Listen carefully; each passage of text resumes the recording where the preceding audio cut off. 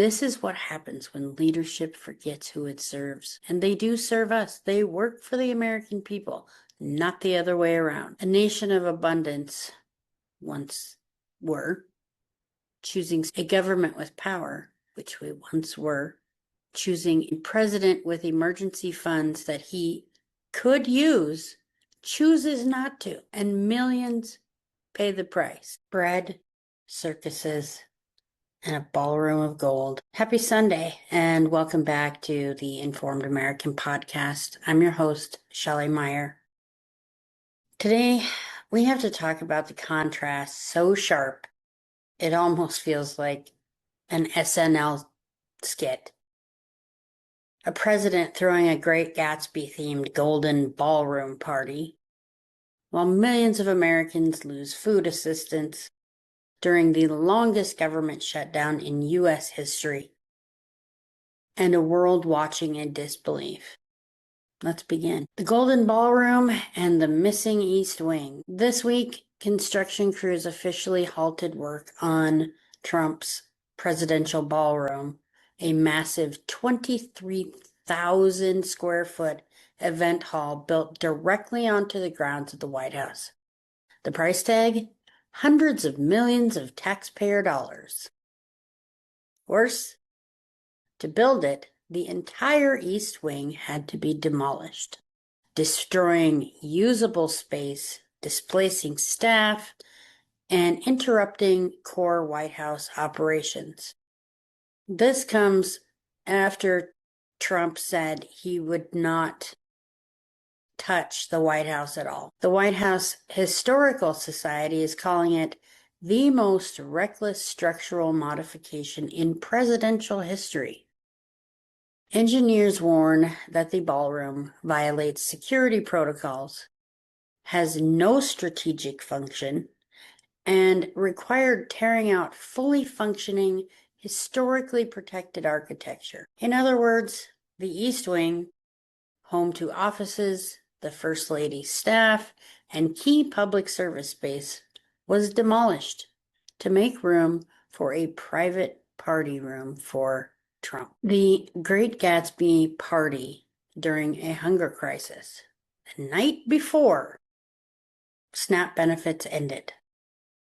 If the construction wasn't bad enough, this week Trump christened the ballroom by hosting an invitation-only Great Gatsby-themed gala at Mar-a-Lago.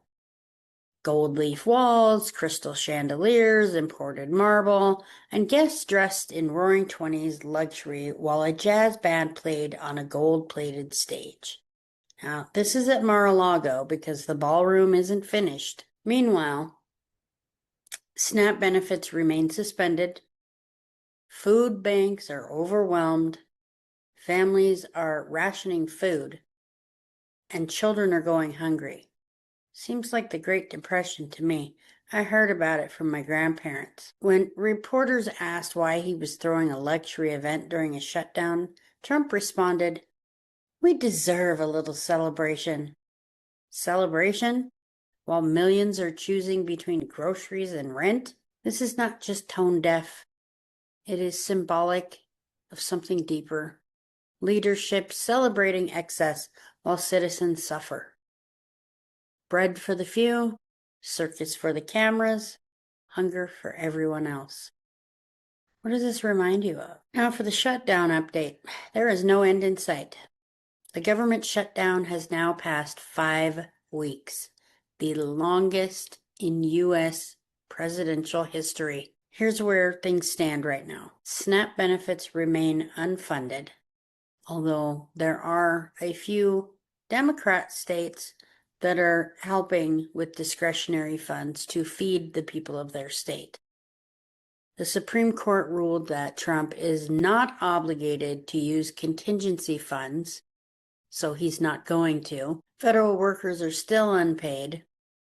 Families of active duty soldiers are relying on food pantries. I thought that the Trump administration loved veterans. National parks, agencies, embassies, and court functions are collapsing under backlog. Members of Congress, still paid, continue to fight on television instead of legislating. This is no longer a budget impasse, people. It's a policy of starvation. Plain and simple. Hunger has been weaponized. And I've said this the past couple of weeks, and it's becoming a reality. So who's hurting the most? 40+ million Americans have lost SNAP benefits. 1 in 5 children relied on those benefits. Over 1.2 million veterans use SNAP. Seniors on fixed incomes now face food insecurity. People with disabilities can't buy medically necessary food. And yes, that's a thing. In many states, food banks are already rationing supplies. Direct statements, Feeding America, we cannot fill this gap. No charity can replace a federal program of this size. Meals on Wheels, if SNAP doesn't return, seniors will die. American Bar Association Legal Counsel, government has a constitutional duty to administer mandatory benefits. This failure is unprecedented. History books won't be kind to leaders who let children starve. Reactions from across the world. While America holds a Gatsby party, the world is watching, and they're disgusted. European media calls the shutdown constitutional collapse. Japan's foreign ministry issued travel warnings due to instability. The United Nations condemned the removal of food assistance during a humanitarian crisis. This is the UN, people. Canada increased border food inspections, anticipating U.S. supply shortages. And China's state media called America a failing empire that cannot feed its own people. This is coming from China. Do we all understand what's going on here now? The global message is clear. America once fed the world. Now it doesn't feed itself. Yes, I'm angry. I'm angry at the injustice. I'm angry at the lack of empathy of the Trump administration and his base. None of them care. None of them are doing anything to stop this. Let's move on to around the world this week. While the U.S. government remains frozen, here's what happened overseas. Israel expanded military operations into southern Gaza, cutting off corridors used for food and medical aid, resulting in worsening starvation conditions. Is Trump taking a page out of Netanyahu's book? Ukraine reported the heaviest bombardment in months. A heat wave in India killed hundreds as temperatures passed 120 degrees. Oh my God. Floods in South Africa displaced tens of thousands. European markets slid as economists warned that a prolonged U.S. shutdown could trigger a recession. We're way beyond recession, people. The World Food Program appealed for emergency aid, not for war zones, but for American citizens. When people from around the world have to help U.S. citizens, there's a problem. It's always been America who has helped citizens of other countries.